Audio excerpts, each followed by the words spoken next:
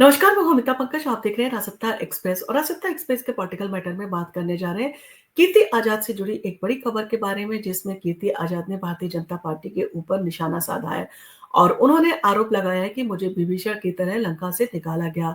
और संसद में जो है कीर्ति आजाद का दर्द जो है वो छलक पड़ा। आखिर इन सारी चीजों के पीछे क्या कारण थे और आखिर कीर्ति आजाद ने जो है भारतीय जनता पार्टी के ऊपर सीधे तौर पर आरोप क्यों लगाए हैं।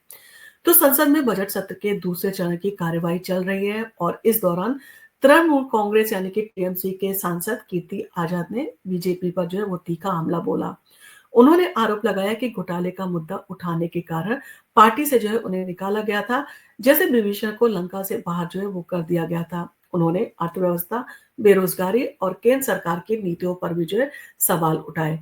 कीर्ति आजाद ने बीजेपी पर जो है वो क्या कहा, इन सारी चीजों के बारे में अगर हम जिक्र करें तो संसद में चर्चा के दौरान कीर्ति आजाद ने बीजेपी पर जो है वो निशाना साधते हुए कहा, मुझसे बेहतर इन लोगों को जो है वो कोई नहीं जानता। मैंने क्रिकेट में 400 करोड़ रुपए के घोटाले के मामले को जो है वो उठाया तो मुझे विभीषण की तरह लंका से जो है वो निकाल दिया गया। उन्होंने ये भी कहा कि उन्हें पार्टी से जो है वो निकालने का कारण उनका सच उजागर करना था और इन सारी चीजों के चलते उन्होंने अर्थव्यवस्था और बेरोजगारी पर भी जो है हमला किया है। कीर्ति आजाद ने केंद्र सरकार की आर्थिक नीतियों और बेरोजगारी के मुद्दे पर भी तीखा हमला बोला।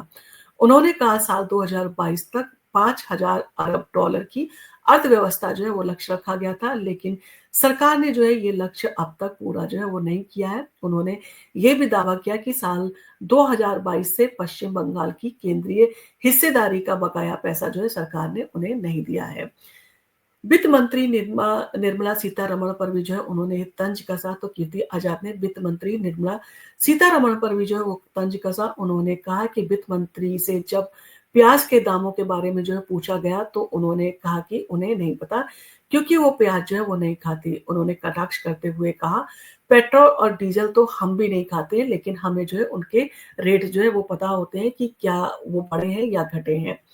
कीर्ति आजाद का राजनीतिक सफर अगर हम कहें तो कीर्ति आजाद बिहार के पूर्व मुख्यमंत्री भगवत झा आजाद के बेटे हैं। उन्होंने बिहार के दरभंगा से जो है बीजेपी के टिकट पर साल 2014 का लोकसभा चुनाव जो है वो लड़ा था और जीत भी जो है वो दर्ज की थी। 2019 में जो है कांग्रेस में वो शामिल हो गए थे और 2021 में तृणमूल कांग्रेस टीएमसी में जो वो शामिल हो गए।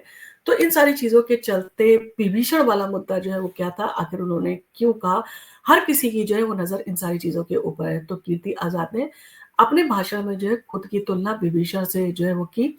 विभीषण रामायण का एक ऐसा पात्र था जिसे सच का साथ देते हुए जो है रावण का साथ जो है वो छोड़ना पड़ा था और रावण ने जो है उसे लंका से बाहर निकाल दिया था। आजाद ने कहा कि जिस तरह विभीषण को लंका से निकाल दिया गया था, उसी तरह से उसे भी बीजेपी से जो है वो निकाल दिया गया था, क्योंकि उन्होंने घोटाले का मुद्दा जो है वो उठाया था। कहीं न कहीं उन्होंने जो पार्टी के अंदर की बात को जो है वो सामने उजागर किया है। बीजेपी ने जो है अभी तक कीर्ति आजाद के आरोपों पर जो है कुछ भी आधिकारिक प्रतिक्रिया जो है वो नहीं दी है।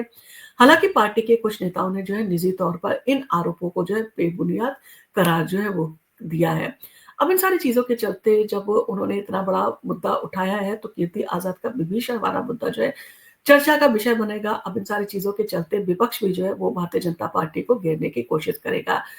तो आखिर बजट के दौरान जो है इस तरह के मुद्दे क्यों उठाए जाते हैं? क्या बजट पर जो है वो विपक्ष किसी तरह की जो है बहस को जो अंजाम नहीं देना चाहता है, या बजट जो है वो कहीं न कहीं जो है वो सरकार को गुमराह करके इस तरह के मुद्दों में उलझाना चाहता है, ताकि जो बिल जो है वो पार्लियामेंट से पास होने हैं, उन्हें पास होने में जो है दिक्कत हो।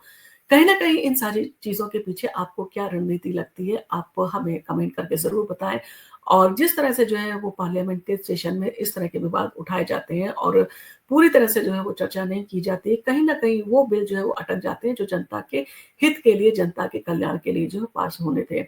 अब इन सारी चीज़ों को लेकर आपका जो भी कमेंट हो, आप हमें कमेंट करके ज़रूर बताएँ और आपको अगर हमारा वीडियो पसंद आया हो तो आप इसको लाइक कीजिए, शेयर कीजिए। हम आपके लिए इसी तरह के वीडियो लेके आते रहेंगे और आप अगर हमारे चैनल पर पहली बार आए, तो हमारे चैनल को सब्सक्राइब करना ना भूलें।